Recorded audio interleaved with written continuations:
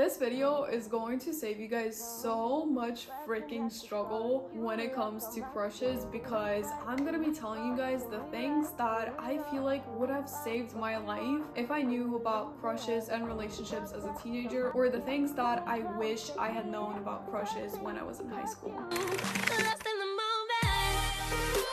Hi my best friends, and welcome back to my sleepover. In today's video, as usual, I'm going to be doing a little get ready with me chit chat, and this time we're going to be talking about crushes and relationships. We're going to talk about some misconceptions about getting someone to like you. What are the things that actually get people to like you? What to do if someone doesn't like you back, as well as one of the most important things that if you told me that I can go back in time but I can only tell one thing to my high school self, this would be what I would have told her. So buckle up and let's get into this video. When I tell you guys this first one, you guys might be like, that's not true, because it's kind of like a misconception that I feel like everyone has in high school. Back when I was in high school, we had this girl in my school which was honestly drop dead gorgeous. I believe that she was like the prettiest girl in school, and I usually had study halls with guys, and just because we were bored, sometimes the conversation would go to the point of like, oh, like who is it from our class or who's it from our school that you think is the most likable, or who's like the hottest girl, or like who would you like the most from our class? And every single time I would be like, oh, what about her? Let's give her a name so I can kind of like talk about it. Okay, let's call her Ariana. And I would always be like, oh, what about Ariana? And every single person that I was talking to would be like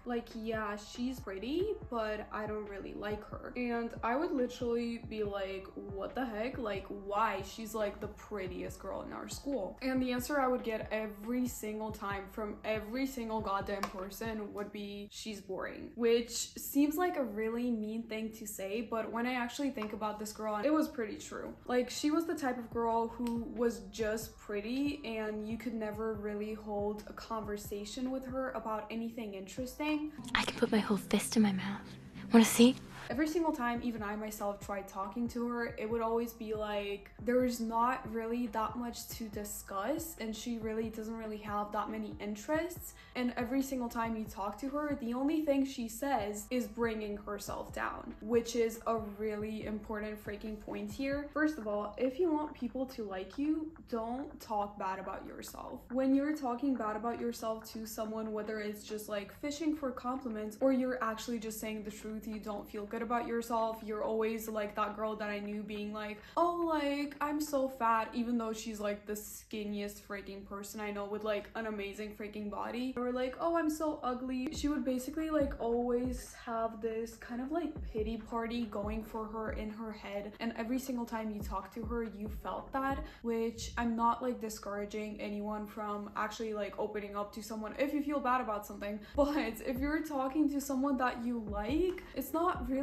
a good thing to like constantly be bringing yourself down in the conversation. Yeah, sure, like once you know that person, at some point you can talk about something that you're insecure about, but not every single goddamn time you talk to this person you being like, oh, like I'm so ugly, I'm so fat. It either comes off as fishing for compliments, which is annoying and no one really wants to listen to that, or it comes off as you being really insecure, which that is one of the things that makes people kind of like dislike people the most. Because first of all, like confidence is the most attractive trait. You can have two people where one of them is definitely way more attractive than the other, but if the second person displays more confidence, the second person is going to be perceived as more attractive, because it is all about how you carry yourself and how you own who you are, which is going to be what actually makes people attracted to you, not just your looks. Looks do play a role, but they play a role in that initial first impression. But after that, when you talk to that person, if they're just looks, you're really gonna lose your interest real fast. I have this thing where sometimes I like the least conventionally attractive actors, and I think I'm not the only one, because you know Pete Davidson and you know that he's dated the hottest freaking girls. Ariana Grande, Emily, I have no idea how to pronounce her last name. He's also dated Kim Kardashian, and when you look at him, he's not the most conventionally attractive person, but it's just like something about how funny he is, his personality, and his confidence that I think makes him incredibly attractive. And at the same time, going back to that boring point,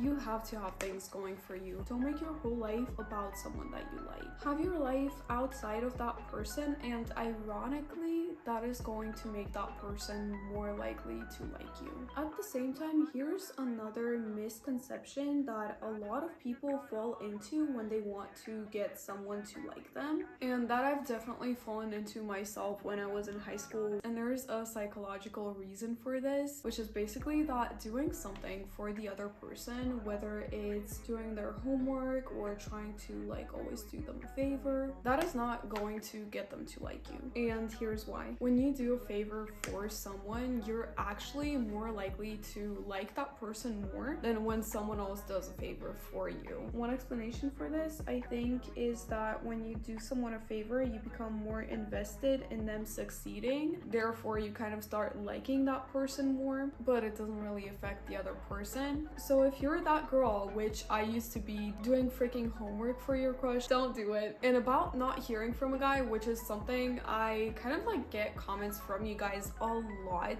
on, which I'm sorry, but I can't reply to every single one. But if you're one of those people who has commented something like that, being like, oh, like me and this guy, like we used to talk, and then all of a sudden like he stopped talking to me, or he kind of like pulled back a little bit, if you know what I mean, here is what I would say to you. I know that when a guy does that, your main instinct is to kind of chase him, because I've been there in high school. Every single time I would be talking to someone I like and all of a sudden they stopped texting me, I would start texting them more. If they used to be the ones who initiated the conversation and now they stopped initiating the conversation, I would become the one to starting the conversation. Even if I would get like dry responses from this person, or maybe even this person not even answering me, which, oh my god, like if a person does that, please stop texting them. As hard as it is, when this happens, when someone you're talking to pulls back, don't freaking chase them. Instead, in order to have a higher likelihood of this person still liking you, or even just maintaining your freaking dignity,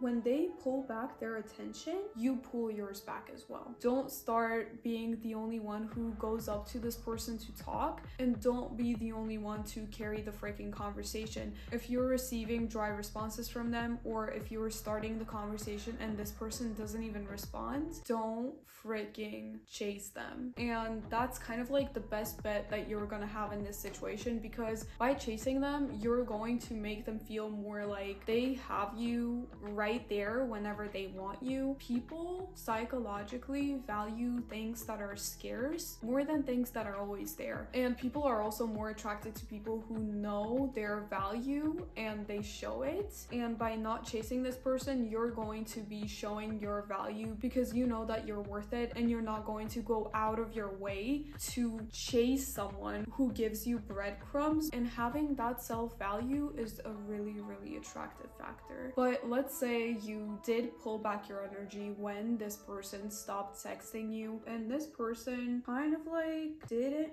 really even react to it. One thing that I wish I had known sooner, and one thing that I wish I had known in high school, which I feel like would have saved me so much freaking just like staying up at night and like pondering if someone likes me or not, is that if a person likes you, they're going to freaking make time for you. So if when you pull back, this person doesn't come around and doesn't put their time in to text you and put their time in to talk to you, they most likely don't like you. And if you do realize that, yes, they literally never make time for me and they never even give me the time of their day to freaking text me, here's the thing. If someone doesn't like you back in the day, what I used to always think is like, there is something wrong with me. There is something about me that is like so not likable that this person doesn't like me. I have to change myself to get this person to like me. Or I would literally look at someone that my crush liked and be like, okay, so what is she like? Like, you will not believe this, but once in my freaking life, when I was in high school. I remember, I think it was 11th grade or something. Basically, I was always the girl who really liked to dress up, do her makeup. I was the outgoing person, the loud person, the I will always talk to people I don't know person. And I liked this guy who didn't like me back, and I found out that he liked this one girl who was basically like really shy. She would never talk to anyone. She would always wear the same hoodie to school. So I was like, if I become more like her, maybe he's gonna like me. And that was the polar freaking opposite of me. So I radically freaking changed myself. I started wearing the same goddamn thing, trying to literally mimic what she was wearing. Stopped really talking. I would just like sit at the lunch table like silently and try to be like more shy, and I was so unhappy. And guess what? That person still didn't like me. High school me? What the fuck were you thinking about? Just by changing yourself to the version that you think this person will like, they will still not like you. So if someone doesn't like you back, don't try to change yourself and blame yourself and think that there is something wrong with you. What you have to realize in that situation is that liking or not liking someone is all about someone's personal preference, which has nothing to do with your value. There are things that you like, and I always use this freaking example. You might prefer milk chocolate to dark chocolate. You might prefer coffee to tea, which doesn't really make tea inferior. So that person liking that other person is just their freaking taste, and it doesn't say anything about who you are or your nature or your value. It is just their freaking personal preference. And one more thing, if someone doesn't like you back, what I used to do in high school was basically my whole life, as soon as I found out someone didn't like me back, would be ruined. I would stop functioning. I would want to stay in bed the whole day. I would literally just stop my freaking life because this person didn't like me back, which it is okay to be sad for a little bit. It is okay to take a day or two to kind of like feel your feelings, but at the same time, don't stop your life because of them. This person is not the only person who is going to be in your life. Trust me, my high school crush, the one that didn't like me back, I don't even freaking remember him at this point, and I don't even freaking remember why I liked him at this point. There have been so many other people in my life, and there are going to be so many more other people. The world doesn't end with this specific person right here. What I like to say is, yes, he is the one, but he is also one of many. Don't let that person control your mood, because the person that doesn't even want to be in your life does not deserve to have an effect on your life. And something that is really, really prevalent in high school, and something that is the one thing, if you told me you can tell your high school self just one thing that she has to know, I would literally just choose this one thing, because in high school, you might feel like you owe something to guys. You might feel like you owe something to someone to get them to like you, and that might allow guys to use you. And this is specifically about like girls who like guys. I think like guys in high school, they have this whole thing about like, I don't know if I'm allowed to say this in a YouTube video, but basically like the more nudes you get, the cooler you are, and they like freaking brag about it to their friends. I'm not saying that every single high school guy is like that, but a lot of guys in high school are. And sometimes you might feel like